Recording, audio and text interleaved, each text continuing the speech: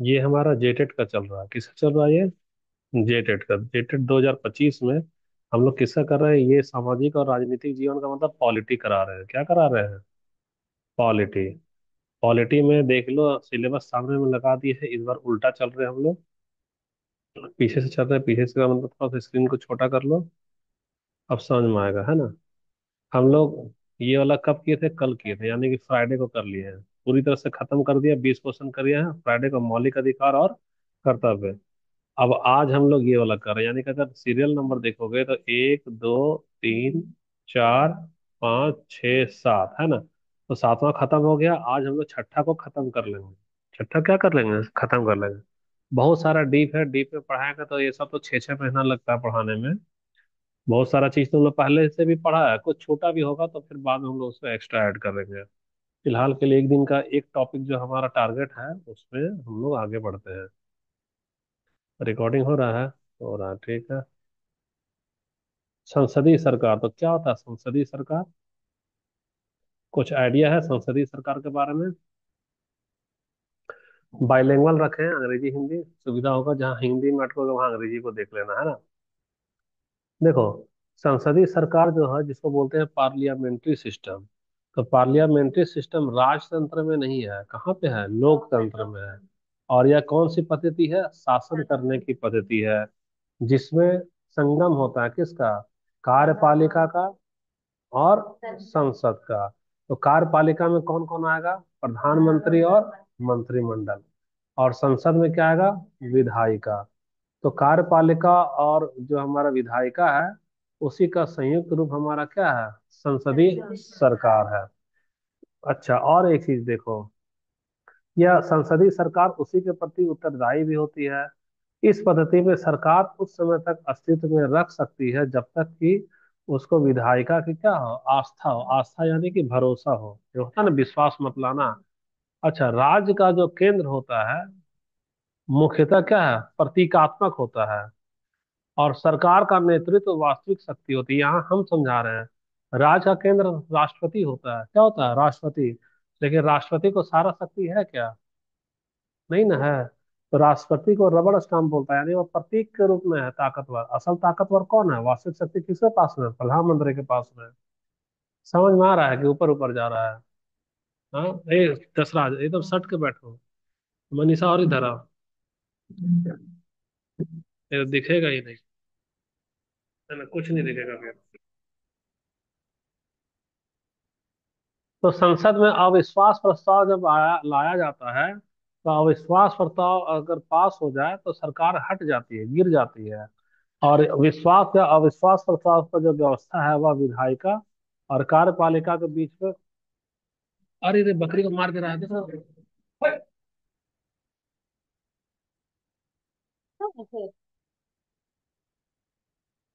कुत्ता ना, बकरी बोलते हैं।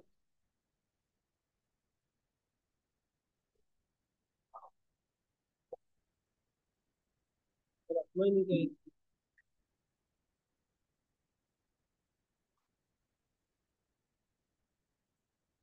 हाँ, उन्होंने बहुत अच्छा है। ये तो पालने वाला चलती है ना।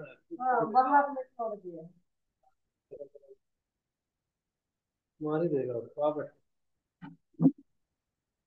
कितना बोलते हैं।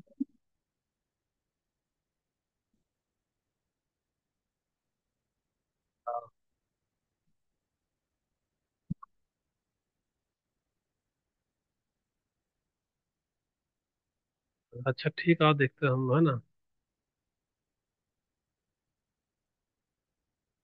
तो आपसी निर्भरता पर निर्भर करता है, सामूहिक जिम्मेदारी भी होती है। अच्छा, फ्यूजन ऑफ पावर क्या होता है? जैसे सारा पावर मोदी अपने पास रखा है क्या? मंत्रिमंडल को बांट करके अपना अपना पावर दिया है ना, उसी अनुसार पावर देता है। तो कुल मिलाकर संसदीय सरकार में क्या क्या है? कार्यपालिका है, विधायिका है ना। न्यायपालिका तो चलो हमारा एक अलग स्तंभ हो गया। और वास्तविक शक्ति किसके पास में होती है? प्रधानमंत्री के पास में। और राष्ट्र का प्रमुख कौन होता है? राष्ट्रपति होता है, लेकिन उसके पास में वह प्रतीकात्मक शक्ति है। कौन सा शक्ति है? प्रतीकात्मक शक्ति है। देखो, एनसीईआरटी में कहाँ कहाँ दिया हुआ है ना, तो एनसीईआरटी अगर तुम पढ़ने जाओगी तो एनसीईआरटी में 6 to 8 में तुम्हारा जो है ना, why do we need a parliament, ये सब जो चैप्टर दिया है उसमें इसी के बारे में लिखा है। छठवीं से आठवीं वाला में, दसवीं नौवीं दसवीं में अगर देखोगी तो वहां नाम दिया है लोकतंत्र की संरचना, फिर दिया है विधानसभा की भूमिका, परिचय, सरकार और संसद के बीच समन्वय। ये सारा जो चैप्टर है इसी से रिलेटेड है। किससे रिलेटेड है? इससे रिलेटेड है। 11वीं में जाओगे तो 11वीं में तुम्हारा लेजिस्लेचर और एक्सक्यूटिव जो चैप्टर है वो इसी से रिलेटेड है। 12वीं में पॉलिटिकल साइंस अगर आप उठाओगे तो उसमें जैसे संसदीय प्रणाली की चुनौतियां के नाम से है, गठबंधन राजनीति है, ये सारा चीज उसमें है।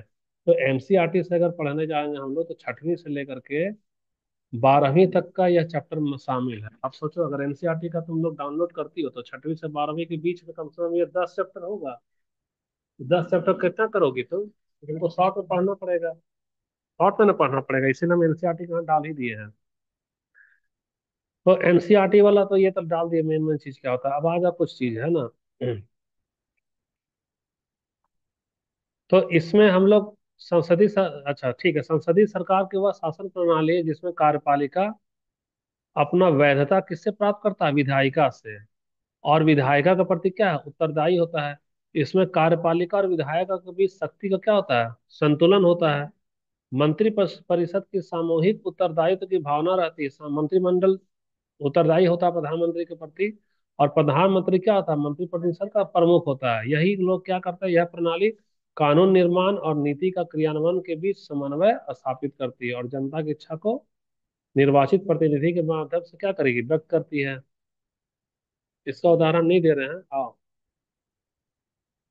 अच्छा, कुछ कुछ आर्टिकल है जो कि नहीं छोड़ते बन रहा है। आर्टिकल तो बहुत सारा है ना, लेकिन संसदीय सरकार का सबसे पहले आर्टिकल नंबर 74 का एक देखो।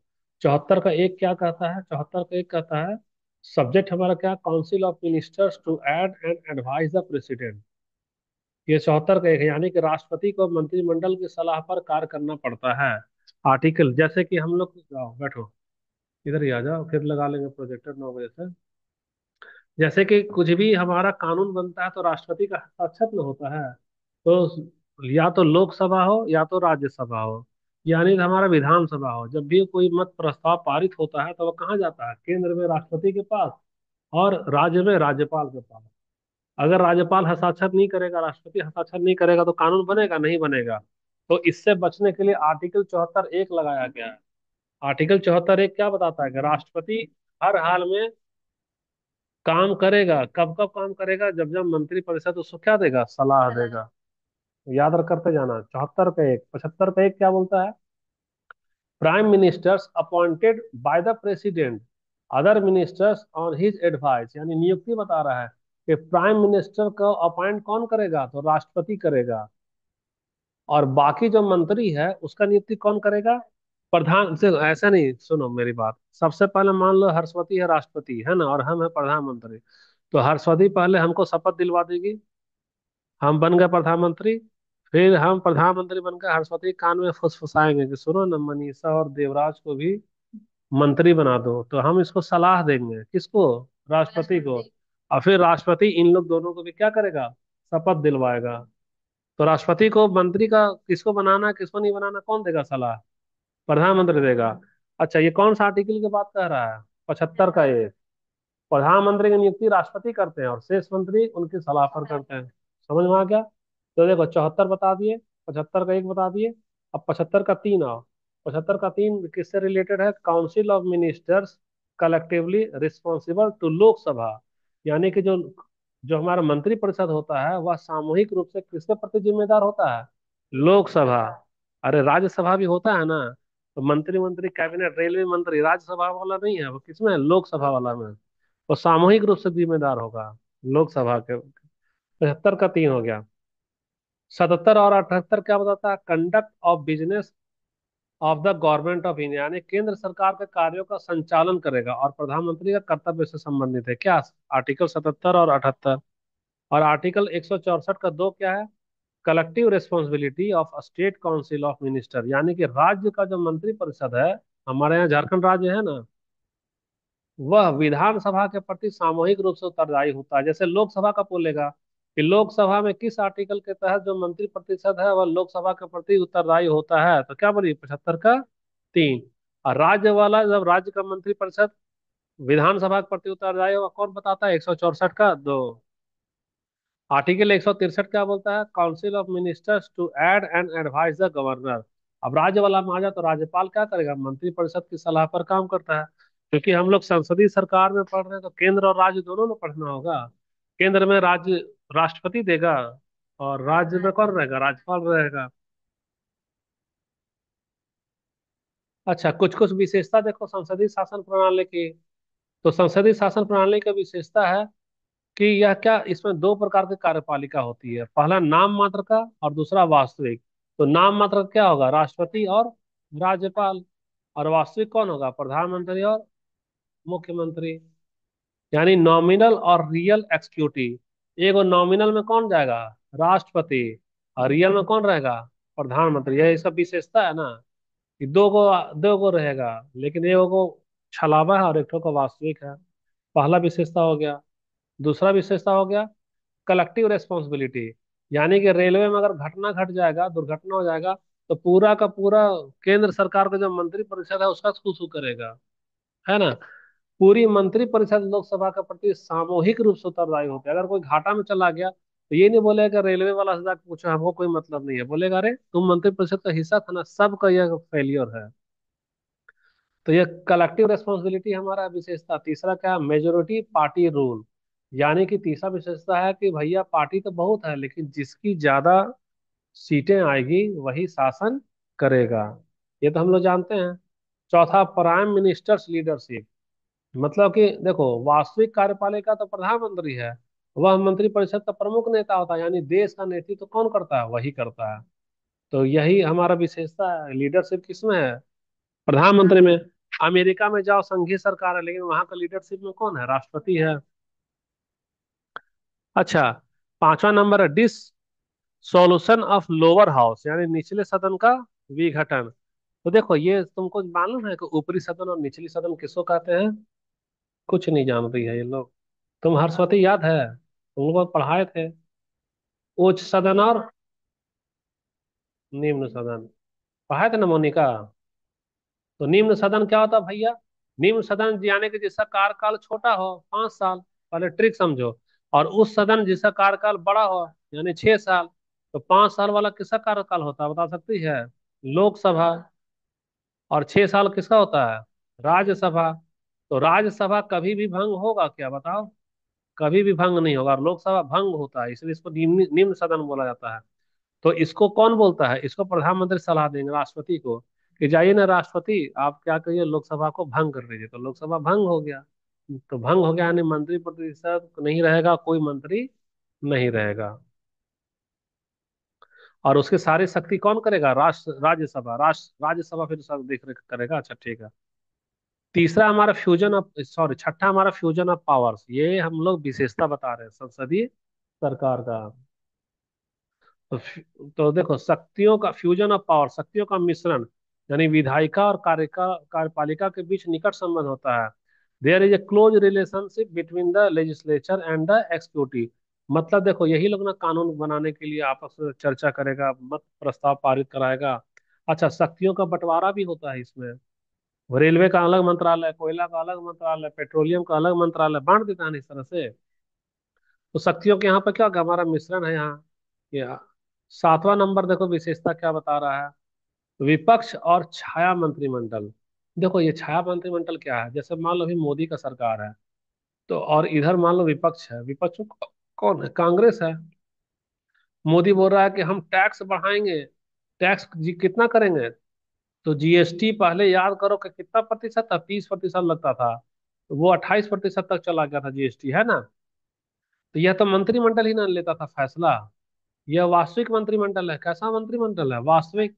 लेकिन कांग्रेस वाला क्या है? विपक्ष में है। विपक्ष में है तो इसका भी एक समिति था, वह चिल्ला चिल्ला के बोलता था कि मोदी सरकार क्या कर रही है, लूट रही है। जीएसटी को तो कम से कम 18% होना चाहिए था, वो तो जबरदस्ती ज्यादा ले रही है। तो ये वाला इतना ज्यादा दबाव दिया कि इसका दबाव के आगे ये मोदी का सरकार क्या हो गया? डर गया कि बाप रे, हमको कहीं हटा ना दे ये लोग सत्ता से। और डर जाने के बाद जीएसटी को 28% से कितना ले आया? 18%। यानी कि विपक्ष जो है, मंत्रिमंडल में नहीं रहते हुए भी एक शैडो मंत्रिमंडल का काम करता है, या जो भी आवाज उठाता है उसको सरकार क्या करती है, डर से मानती है, अगर उसको खतरा महसूस होता है तो इसकी बात मान रहा है, यानी यह मंत्रिमंडल का काम कर रहा है, लेकिन ये छाया में है, बैकग्राउंड में है। जैसे देखो, मान लो घर का उदाहरण, पति और पत्नी का, कहीं जमीन खरीदना है, तो पति होता है बाजार के नजर में मालिक, पूरा दुनिया के नजर में अपने आप को क्या बोलेगा, हम घर का क्या गार्जियन है। लेकिन उस बिना पूछे बीवी से जमीन खरीद लेगा तो उसकी बीवी क्या करेगी, फांसी पे लटका देगी ना। तो जमीन खरीदने के पहले किससे पूछेगा, छाया मंत्रिमंडल से कि हम जमीन खरीदे कि नहीं खरीदे। मान लो दसराज बिना पूछे कर लिया तो दसराज का क्या होगा, हालत खराब हो जाएगा। तो ये कौन सा हो गया, घर की पत्नी छाया मंत्रिमंडल। वही विपक्ष वाला बात आ गया, कौन सा का विपक्ष का बात। यानी संगठित विपक्ष सरकार की नीतियों पर क्या करता है, निगरानी रखता है। आठवां नंबर विशेषता है कैबिनेट सिस्टम। कैबिनेट सिस्टम का मतलब हमारा लोकसभा में मंत्रिमंडलीय प्रणाली में है। यानी मंत्रिमंडल ही मंत्रिपरिषद का केंद्र होता है और नीतियों और प्रशासन का क्या करता है, नियंत्रण रखता है वो लोग। नौवां नंबर है देखो विशेषता पॉलिटिकल अकाउंटेबिलिटी, यानी राजनीतिक उत्तरदायित्व। राजनीतिक उत्तरदायित्व का मतलब है कि जब भी संसद चलेगा ना, तो मान लो हम नेता हैं सांसद और जाके प्रश्न पूछ रहे हैं कि मोदी जी बताइए आपने झारखंड को कितना पैसा दिया है पिछले साल। तो अगर हम प्रश्न पूछे हैं तो हर हाल में सरकार जवाबदेह होगी, हमारा जवाब देने के लिए वो चुप नहीं लगा सकती है, वह उसका क्या है, वह उसको बाध्य है कि अगर भी कोई सांसद प्रश्न पूछा है तो आप उसका जवाब और स्पष्टीकरण दीजिए। तो यह विशेषता है। नहीं तो पुराने जमाने में राजा से कोई डर से सवाल पूछ सकता था क्या, राजा बोलते आओ तो इसको फांसी पे लटका दो, बहुत हमसे सवाल पूछ रहा है। तो यह हमारा क्या विशेषता है, पॉलिटिकल अकाउंटेबिलिटी। यानी कि प्रश्नकाल, प्रस्ताव और बहस के माध्यम से विधायिका के प्रति उत्तरदायी रहता है सरकार। अगला देखो लीडरशिप ऑफ प्राइम मिनिस्टर, यानी प्रधानमंत्री क्या होता है, सबसे प्रमुख होता है। प्रधानमंत्री राष्ट्रपति, संसद और मंत्रिपरिषद के बीच क्या करता है, कोऑर्डिनेशन का काम करता है। कौन करता है, प्रधानमंत्री। 10 विशेषता हो गया है। अच्छा, मेरिट ऑफ पार्लियामेंट सिस्टम, इसका लाभ क्या है भाई, तो लाभ है यानी कि विधायिका और कार्यपालिका के बीच में सामंजस्य बैठ जाता है। दूसरा है कि जो भी सरकार बनती है वो जनता के प्रति क्या होती है, जवाबदेह होती है। जवाबदेही नहीं निभाएगी तो हम लोग वोट नहीं देंगे, उसको हटा देंगे। तीसरा है कि फ्लेक्सिबिलिटी और अडेप्टेबिलिटी होता है, यानी कि फ्लेक्सिबल है सरकार, जरूरत पड़ा तो जीएसटी बढ़ा दिया, जरूरत नहीं है तो जीएसटी को घटा दिया। परिवर्तनशील भी होता है, आज कांग्रेस को ले आएंगे कल झामुमो को ले आएंगे। और प्रिवेंशन ऑफ डिक्टेटरशिप, यानी तानाशाह नहीं ना बनेगा। अगर जरा सा मोदी तानाशाह जैसा नियम बनाने लग जाए ना तो हम लोग क्या करेंगे, मोदी को हटा कांग्रेस को ले आएंगे। विशेषता और रिप्रेजेंटेटिव कैरेक्टर, यानी कि जनता जैसा चाहती है वैसा ही आदमी को वोट दे करके और अपना रिप्रेजेंटेटिव बना देती है। ये सारा मेरिट हो गया, कुछ तो डिमेरिट भी तो होगा ना। अगर भी मान लो बहुमत खो गया तो सरकार क्या होती है, गिर जाती है। यानी अनस्टेबल गवर्नमेंट होता है, तानाशाह में का जहाँ होता है ना, या जहाँ राजशाह, वहाँ लंबे समय तक एक ही राजा का राज चलेगा या उसका बेटा का। लेकिन लोकतंत्र का कमी है, अगर वोट नहीं मिला अच्छे से तो सरकार अल्पमत में है, कभी भी गिर जाएगी। दूसरा है इसमें शक्तियों का पृथक्करण नहीं है, यानी कार्यपालिका और विधायिका में कोई स्पष्ट बाउंड्री नहीं खींचा है कि मेरा काम क्या होगा तेरा काम क्या होगा, कार्यपालिका और विधायिका में। तीसरा है डोमिनेंस ऑफ प्राइम मिनिस्टर, इसका कमी है कि सबसे ताकतवर किसको बना दिया, प्रधानमंत्री को बना दिया है। जबकि प्रजातंत्र क्या कहता है, सबको समान अधिकार देना चाहिए। तो अगर मंत्री परिषद है तो सबको बराबर ना अधिकार देता। लेकिन ये प्रधानमंत्री को क्या क्या सबसे ताकतवर बना दिया, यह क्या है, डिमेरिट है। अगला है दल बदलू नेता है, आज झामुमो से टिकट लिया है चंपई सोरेन, और बीजेपी वाला उसको लालच दे दिया तो क्या क्या बीजेपी में जाकर मिल गया। तो दल बदलू होता है ना, अस्थिरता होता है। और क्या, डिले इन डिसीजन मेकिंग, यानी कि झारखंड का टेट का एग्जाम लेना है, 2 साल हो गया अभी तक निर्णय ही नहीं ले पाया है, ले पाया है क्या। तानाशाह रहता तुरंत लेता कि नहीं। अभी मान लो हमारे यहाँ राम जी का राज होता, हम लोग बोलते हैं भगवान राम मेरा जेटेट का एग्जाम नहीं हुआ, बोलते हैं एवं मस्तु जाओ कल से एग्जाम ले ले रहे हैं। तो ये हमारा क्या है, डिमेरिट है। समझ में आ रहा है कि नहीं आ रहा। संसदीय सरकार का सब एनसीईआरटी का निचोड़ है, 6वीं से 12वीं तक का है ना। एनसीईआरटी का दिखा दिए हैं, अगर उतना पढ़ाएंगे तो बहुत लंबा जाएगा एनसीईआरटी वाला। लेकिन उसी का जो है वो सारांश है यहाँ पर। एग्जाम्पल में देखो, इंडिया में पार्लियामेंट्री सिस्टम है तो वास्तविक कौन होगा, प्राइम मिनिस्टर होगा। ये तुम्हारा यूके होगा, जीबी हो गया है खैर। यूनाइटेड किंगडम में क्या है पार्लियामेंट्री, वहां भी प्राइम मिनिस्टर। जापान में क्या होगा पार्लियामेंट्री, यानी वहां भी प्राइम मिनिस्टर है।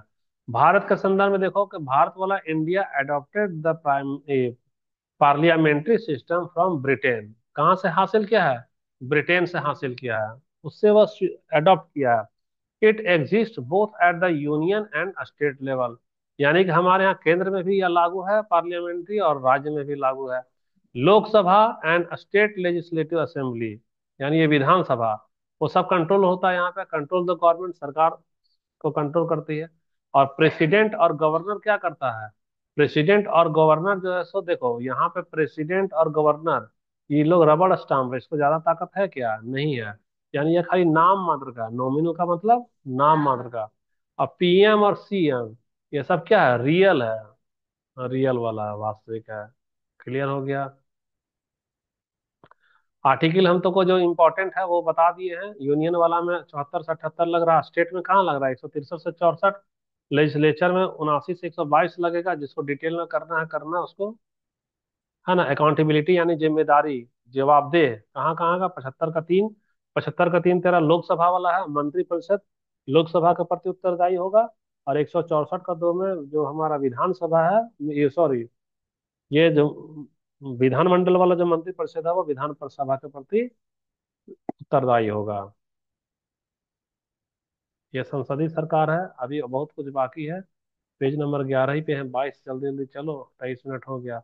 अच्छा, अब देखो डिफरेंस फ्रॉम प्रेसिडेंशियल गवर्नमेंट, राष्ट्रपति शासन जब लगता है तो क्या क्या अंतर होता है ना।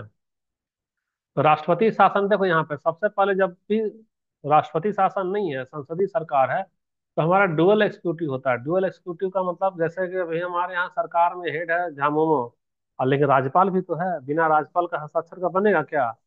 डुअल का मतलब मोदी जी भले लाख बना ले कानून, राष्ट्रपति साइन नहीं करेगा तो कानून बनेगा क्या। यानी डुअल एग्जीक्यूटिव हो गया। अच्छा, एक एग्जांपल और है डुअल एग्जीक्यूटिव में, जैसे तुम्हारा यहाँ लोकसभा है, सॉरी उच्च सदन है और निम्न सदन है। अच्छा, प्रेसिडेंशियल सिस्टम जब होता है तो वहां पर सिंगल एग्जीक्यूटिव होता है। तो हमको कोई विधानसभा लोकसभा की जरूरत नहीं होगा। जैसे जम्मू कश्मीर में 370 जब हटाना था ना, तो सरकार क्या की जानती हो, सरकार 370 तभी हटता, याद रखो, अच्छा चीज याद आया, जब वहां पर पार्लियामेंट्री सिस्टम रहता जम्मू कश्मीर में, तब सबसे पहले जम्मू कश्मीर का विधानसभा क्या करता, कानून बना के पारित करता कि हमको 370 हटाने का क्या किए, प्रस्ताव पास कर दिए हैं, और राज्यपाल दस्तखत करता, तब जाके 370 हटता। लेकिन जम्मू कश्मीर का आबादी जो है वह चाहता ही नहीं है भारत के साथ मिलकर रहना, इसीलिए कभी भी वहां पर धारा 370 को हटाने से संबंधित कोई भी कानून नहीं प्रस्ताव पारित किया गया। सभी लोग जो मुस्लिम हैं वो एंटी इंडिया हैं, वहीं का एमएलए है, वहीं का एमपी है। तो मोदी की गवर्नमेंट क्या किया, सबसे पहले कश्मीर में क्या किया कि पार्लियामेंट्री सिस्टम को बर्खास्त करके वहां की सरकार को हटा करके कौन सा लगा दिया, राष्ट्रपति शासन लाया। तो जब राष्ट्रपति शासन लगाया तो अब वहां कोई भी कानून बनने के लिए डुअल सिस्टम चाहिए क्या, नहीं चाहिए, खाली सिंगल एग्जीक्यूटिव चाहिए। और जब राष्ट्रपति शासन लगाया है तो सिंगल एग्जीक्यूटिव में वहां का सबसे हेड कौन हो गया बताना, राज्यपाल ना होगा। अरे भैया कौन होगा बताओ ना, राज्यपाल होगा। और तुमको मालूम होना चाहिए कि राज्यपाल एजेंट होता है, किसका एजेंट होता है बताओ। अरे तुम लोग घर में पढ़ो थोड़ा सा, राज्यपाल का नियुक्ति कौन करता है बताओ ना। अरे राष्ट्रपति करेगा, लेकिन केंद्र का ना एजेंट होता है, बीजेपी का ना एजेंट रहेगा। तो बीजेपी का एजेंट रहेगा तो बीजेपी का एजेंट है, उसी का हाथ में सारा पावर दे दिया। एजेंट क्या किया, राज्यपाल कानून बना दिया, आज से 370 को हटाने की कानून हम बनाते हैं, खुद साइन कर दिया और पास कर दिया। इसी वजह से जम्मू कश्मीर में 370 हटा नहीं। और अब क्या हुआ कि जैसे ही उसका वापस से सरकार बना ना, तो अभी जो भी पार्टी का सरकार है वो लोग भारी विरोध कर रहा है कि आपने क्यों हटा दिया, मेरे साथ धोखा किया, हम फिर से 370 लाएंगे, ये करेंगे वो करेंगे, दुनिया भर का हो रहा है। ये वाला बहुत अच्छा चीज है, राष्ट्रपति शासन का अच्छा फायदा उठाया।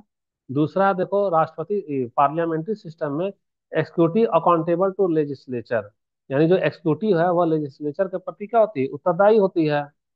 लेकिन प्रेसिडेंशियल में एक्सिक्यूटिव क्या होता है, इंडिपेंडेंट हो जाएगा लेजिस्लेचर से। लेजिस्लेचर यानी जो तेरा विधानसभा जो लोकसभा है, सुनो यहाँ पर, विधानसभा और लोकसभा जो भी प्रस्ताव पारित करेगा उसको राष्ट्रपति क्या करेगा, हस्ताक्षर न करेगा, बाध्य है ना, तब ना कानून बनेगा। लेकिन प्रेसिडेंशियल राष्ट्रपति शासन जब लगता है ना तो लेजिस्लेचर को ही खत्म कर दिया। तो ये कौन हो गया एक्सिक्यूटिव, सर्वे सर्वा हो गया, खुद ही काम बना ये कर लिया। 10 राज्य, समझ में आ रहा है कि ऊपर ऊपर जा रहा है? आ रहा है ना? तीसरा है पार्लियामेंट्री वाला में, हेड, रियल हेड कौन होता है बताना? पीएम।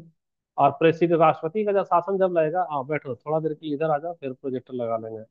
राष्ट्रपति शासन में रियल हेड कौन होगा? राष्ट्रपति होगा। अच्छा, पार्लियामेंट्री सिस्टम में फ्यूजन ऑफ पावर होता है, शक्तियों का आपस में मिल बांट करके ये कर लेता है ना? और प्रेसिडेंशियल वाला में क्या करेगा? सेपरेशन ऑफ पावर, यानी कि लेजिस्लेचर वाला ताकत को कौन छीन लिया? प्रेसिडेंट छीन लिया, सेपरेट कर लिया। उसको कानून बनाने का प्रस्ताव पारित करने का अधिकार ही खत्म कर दिया, सेपरेट कर दिया ना, उसको अलग कर दिया। ये वाला पार्लियामेंट्री में फ्लेक्सिबल है, जनता हटा देगी सरकार को, वोट नहीं देगी, गिरा देगी।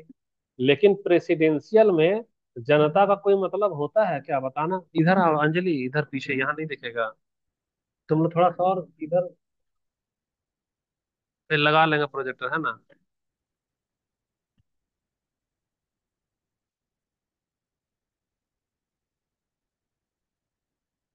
अच्छा, ये तो हम लोग कर खत्म करा रहे हैं, है ना? खत्म करा रहे हैं पार्लियामेंट्री और प्रेसिडेंशियल वाला, किसी कोई डाउट तो नहीं ना है? दिख रहा है कि नहीं दिख रहा? थोड़ा तो तुम यहाँ कुर्सी लगा लो इधर। अच्छा। अच्छा, थोड़ा सा हो जाएगा। तुम लोग और सट जाओ इधर। दिख रहा है? एडजस्ट करो थोड़ा देर के लिए, है ना? अब समरी में देखो, समरी में संसदीय शासन प्रणाली जो है सो उत्तरदायी होती है, इससे प्रतिनिधि लोग रहते हैं, और यह जवाबदेह शासन करती है। ठीक है, जहां पर कार्यपालिका जो है सो विधायिका के प्रति क्या होता है? उत्तरदायी होता है। इतना तो हम लोग जान गए। अब आ जाओ यहाँ।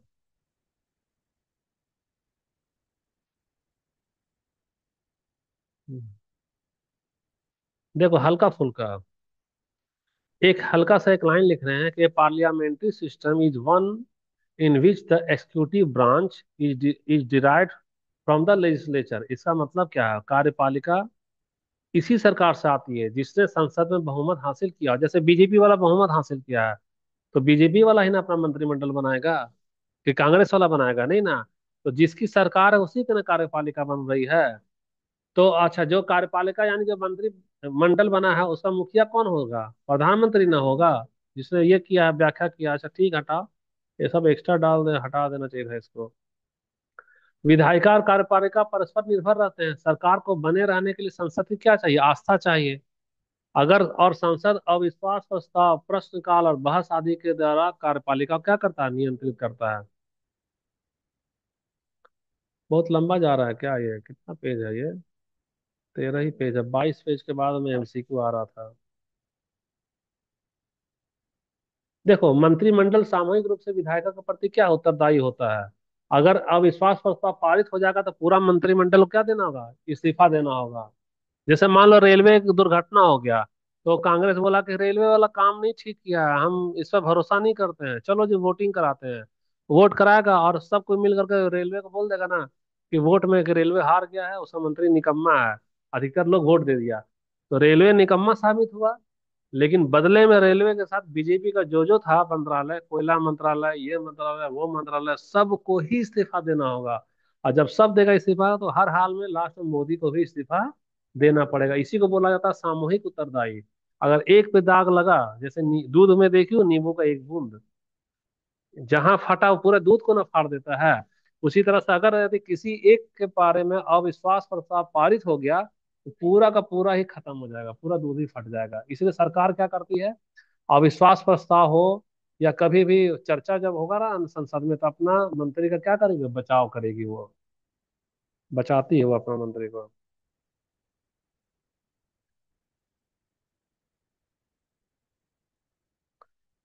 अच्छा, ये सबको कुछ एग्जाम्पल देखो, है ना? इसको चर्चा कर ही लेते हैं क्या?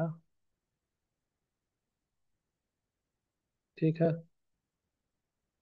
संसद कार्यपालिका पर नियंत्रण करती, प्रश्नकाल, शून्यकाल, स्थगन प्रस्ताव, अटेंशन कॉल, ये सब से करती है ना?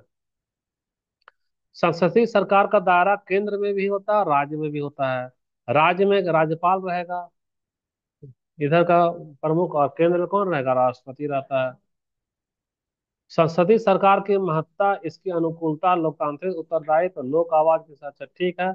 लचीलापन में नहीं था, इसको हटाओ, ठीक। चुनौती भी है। आज आज कुछ एग्जाम्पल में देखो।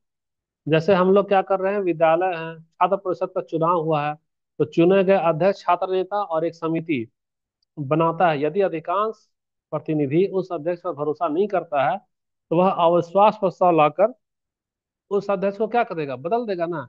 जैसे ये अध्यक्ष है, ये चुना गया 1 साल के लिए, काम करने के बजाय दिन भर सोए जा रहा है, किसी काम ही नहीं करवा रहा है। क्या क्या है, लोग क्लासरूम काउंसिलिंग मीटिंग कराया, नो कॉन्फिडेंस वोट, यानी बोल रहा है हमको अपने अध्यक्ष पे कोई भी भरोसा नहीं है। तो जैसे ही ये बहुमत मांग कर, ये क्या चेहरा लटक गया, जाम गया कि अब मेरा कुर्सी चला गया। हम लोग अपने जमाने में मॉनिटर बनने के लिए बहुत प्रयास करते थे कि क्लास, काश हमको भी क्लास में क्या बना दिया, मॉनिटर बना दिया जाए। पहला वाला एग्जाम्पल समझ में आया, संसदीय का। दूसरा देखो, ग्राम पंचायत में निर्वाचित सरपंच है, वह उसी समय कार्यालय में बनी रहती है जब तक कि निर्वाचित वार्ड सदस्य उसका समर्थन करते हैं। अगर अधिकांश सदस्य समर्थन वापस ले ले तो उसको क्या देना होगा, इस्तीफा देना होगा। जैसे यही है, ये हमारे हो गए क्या जी, है ना। और इसको सब कुछ सुना रही, जा तुमको हम वोट नहीं दे रहे हैं, तुम पे भरोसा नहीं है, तुम कुछ काम नहीं कर रहा मेरे यहाँ, ना नाली साफ करा रहा, ना पानी लगा रहा है। तो क्या होगा, विलेज पंचायत मीटिंग में इसको रिजाइन देना पड़ेगा। होता है ना ऐसा।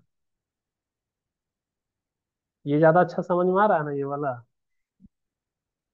लास्ट वाला बहुत टाइम लगता है इमेज में, है ना।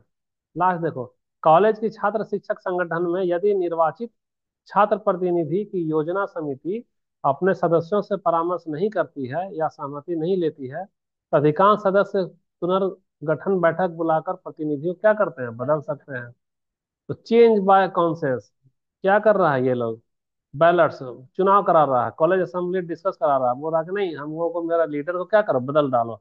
ये लोग चुनाव पत्र में वोट दे दिया और घोषणा हो गया कि वो क्या बदला गया, इस तरह से। ठीक है, अब तो ये तो हमारा, ये कुछ कुछ क्वेश्चन करो, लंबा तो बहुत है, उतना तो नहीं रहने दो, है ना। अच्छा, कुछ कुछ देखो इसका। अभी समस्या क्या है, तो लोकतंत्र में अराजकता फैल रहा है ना। अराजकता फैल रहा है मतलब देखो, संसद की प्रभु सत्ता का अब क्या हो रहा है, क्षय हो रहा है। होना चाहिए था सर्वोच्च किसको, संसद को होना चाहिए था। और विधायिका की तुलना में कार्यपालिका का प्रभुत्व क्या है, कम होना चाहिए था। मेन होना चाहिए था क्या, विधायिका को हावी होना चाहिए था, कार्यपालिका को नहीं होना चाहिए था। कार्यपालिका यानी क्या होता है, मंत्रिपरिषद होता है। बीजेपी जिसको बनाता है ना, मंत्रिमंडल, वही वाला हो गया। लेकिन आज क्या कर रहा है सरकार जो है, कुछ ऐसा चालाकी कर रहा है जिससे वह अपना मनमानी करने पे उतर गया है। जैसे क्या कर रहा है वो, हम बता रहे हैं। सबसे पहले 2016 में आया था, आधार एक्ट को क्या किया, मनी बिल बना दिया।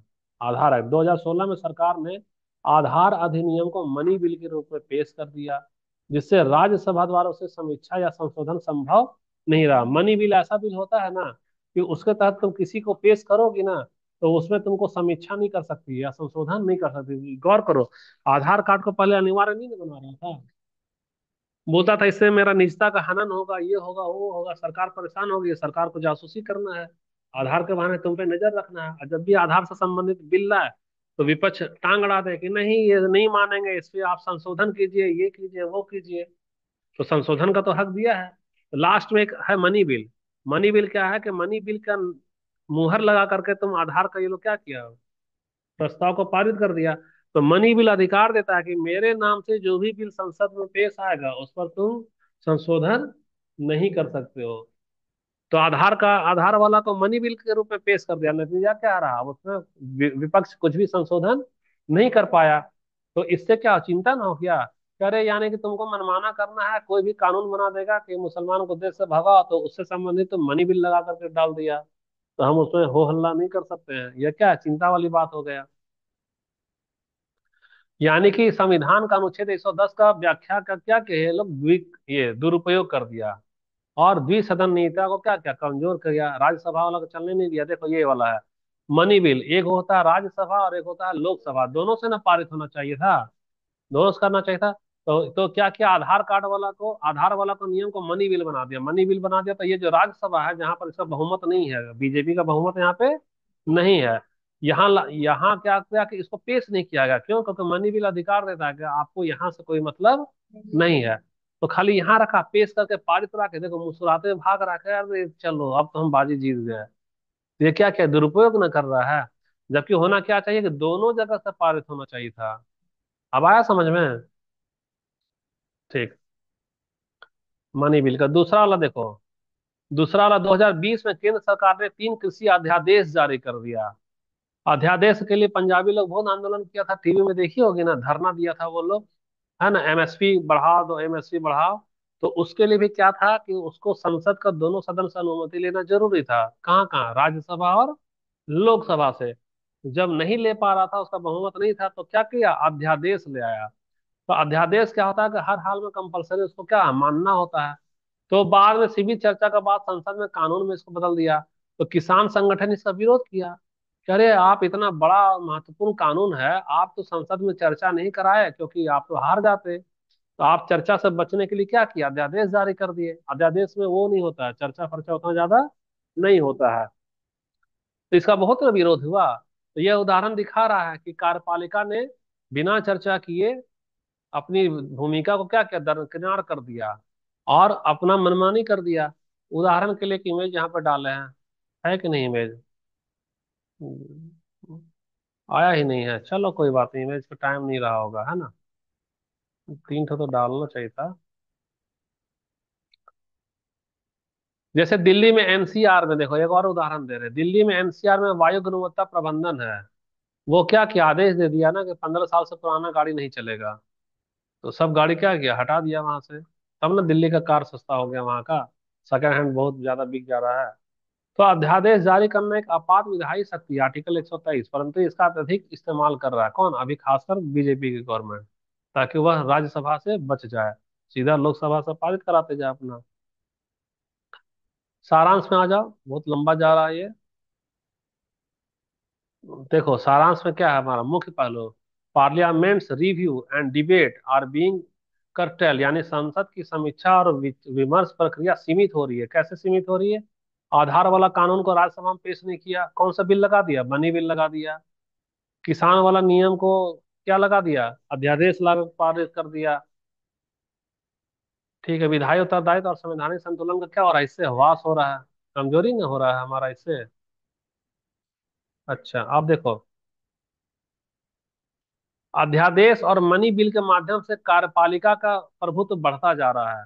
तो जब कार्यपालिका का प्रभुत्व बढ़ता जा रहा है, तो वह क्या कर रहा है? संसद का जो भी है गरिमा, उसको थोड़ी देर के लिए इधर बैठ जा प्रियंका, फिर शुरू करेंगे। उसको नुकसान ही पहुंचा रहा है। अब कुछ कुछ क्वेश्चन हम लोग कर लेते हैं, है ना। कुछ कुछ क्या कर ले रहे हैं हम लोग? क्वेश्चन कर ले रहे हैं। क्वेश्चन में देखो, संसदीय शासन प्रणाली की विशेष पहचान क्या है, बताना।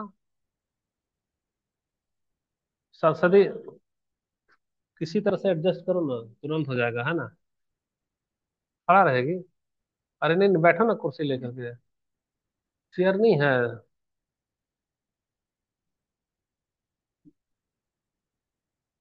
देखो, संसदीय शासन प्रणाली की विशेष पहचान क्या है? तो विशेष पहचान हमारा सामूहिक उत्तरदायित्व है। रेलवे वाला में उसको निकम्मा घोषित कर देंगे, अविश्वास प्रस्ताव तो पूरा मंत्रिमंडल को ना देना होगा इस्तीफा।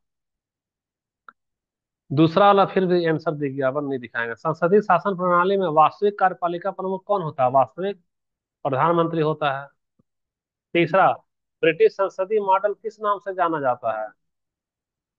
वेस्टमिंस्टर मॉडल के नाम से। ये वाला टॉपिक में नहीं था। भारत ने ब्रिटेन की वेस्टमिंस्टर संसदीय प्रणाली को अपनाया है। अगला सवाल, भारतीय संविधान का कौन सा अनुच्छेद केंद्र में संसदीय प्रणाली का प्रावधान करता है? अभी हमको याद नहीं है, देख लो। आर्टिकल 74। आर्टिकल 74 क्या बोलता है? प्रधानमंत्री अध्यक्ष रहेगा और वही मंत्रिपरिषद में नियुक्त होने वाला मंत्री का सिफारिश करेगा, किसको? राष्ट्रपति को। संसदीय लोकतंत्र का सार किसमें निहित है, बताओ तो।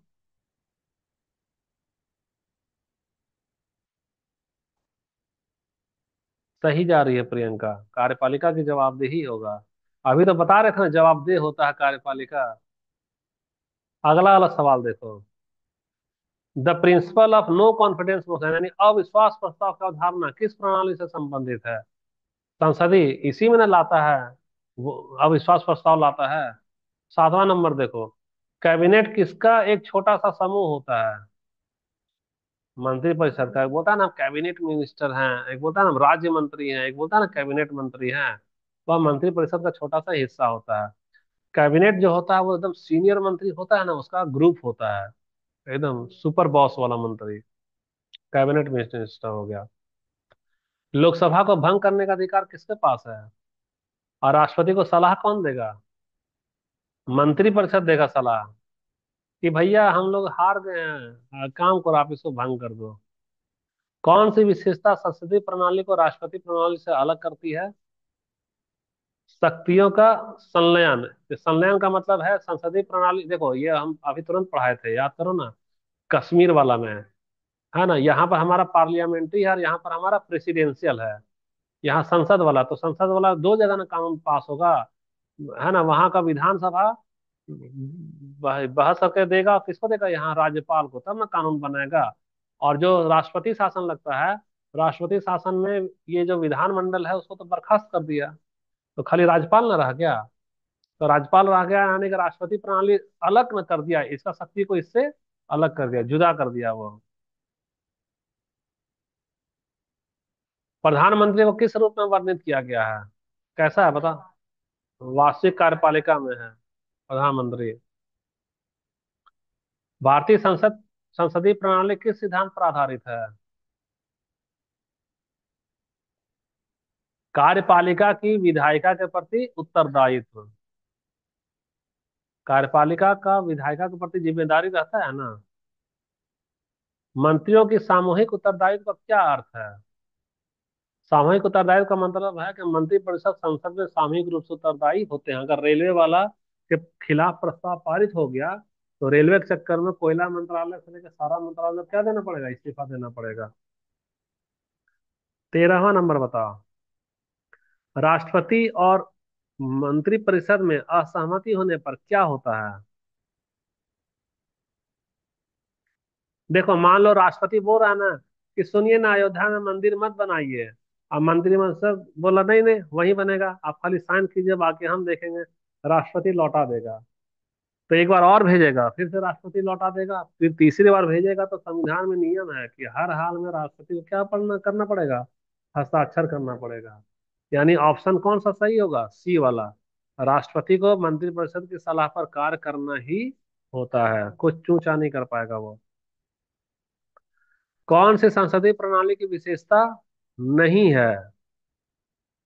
तो सही सही से बात है, 5 साल का बोला जाता है तो 5 साल चलता है क्या? कभी 2 साल भी होगा, कभी 3 साल भी होगा। कोई निश्चित कार्यकाल है क्या इसका? यानी यह इसका विशेषता नहीं है। अच्छा, डुअल एसक्यूटिव होता है, कैसा होता है बता सकती हो? एगो रहेगा तेरा नाम मात्र का राष्ट्रपति, और वास्तविक में प्रधानमंत्री। ऑप्शन को डिटेल में नहीं जाएंगे। किस देश में संसदीय प्रणाली है बताओ? America, France, Bharat, Brazil? Bharat में तो है ही है। भारत में ब्रिटिश मॉडल के समान संसदीय प्रणाली को क्या क्या अपनाया है? कैबिनेट प्रणाली भारत में किसने प्रारंभ किया था बताओ? मॉन्टेग्यू चेमस्फोर्ड सुधार, ऑप्शन सी से आया है। 1919 के मॉन्टेग्यू चेमस्फोर्ड सुधारों ने प्रांतों में कैबिनेट प्रणाली की शुरुआत की। राष्ट्रपति स्वतंत्र रूप से कब कार्य कर सकता है? स्पष्ट अगर बहुमत नहीं है, तो वह राष्ट्रपति क्या करेगा, स्वतंत्र रूप से काम करेगा प्रधानमंत्री की नियुक्ति में। अगर किसी को बहुमत है ही नहीं, हर एक राज्य को ना, हर एक दल को कम कम आया है, तो हर एक दल वाला बोलेगा हमको पहले प्रधानमंत्री बना दो ना, फिर हम उसको चुनेंगे। तो राष्ट्रपति किसी की बात नहीं मानेगा, वो सोचेगा कि मेरा मर्जी, हम चाहे तो जिसको बना दे। लेकिन जब पार्टी को बहुमत आ जाता है, तो राष्ट्रपति बाध्य है कि जो बहुमत वाला नेता है उसी को ही प्रधानमंत्री बनाएगा। संसदीय शासन प्रणाली की स्थिरता किससे सुनिश्चित होती है? स्थिरता, स्थिरता का मतलब है कि सरकार संसद के प्रति क्या होती, उत्तरदायी न होगी, तभी ना समाज में स्थिरता बना रहता है। मोदी मान लो लूटने लग जाए, कोई जवाबदेही नहीं ली, तो स्थिरता रहेगा क्या? उपद्रव हो जाएगा, जैसे नेपाल में हुआ, बांग्लादेश में हुआ, श्रीलंका में हुआ। वहां पे उत्तरदायी तो नहीं लिया, यहाँ पे उत्तरदायी है। Question number second, last question. Cabinet तानाशाही शब्द किससे संबंधित है? जब कैबिनेट जो है सो संसद पर हावी हो जाता है तब उसको क्या बोला जाता है? कैबिनेट तानाशाही। Last question. संसदीय शासन प्रणाली को और किस नाम से जाना जाता है? कैबिनेट सरकार के नाम से जाना जाता है। ठीक। ये बचा हुआ नोट्स है, तो बचा हुआ नोट्स 12 पन्ना है ना, 12 पन्ना बाद में ग्रुप ग्रुप में भेज देंगे, अपने से पढ़ लेना, ठीक है? ये खत्म हो गया है। तो हमारा कौन सा खत्म हो गया बता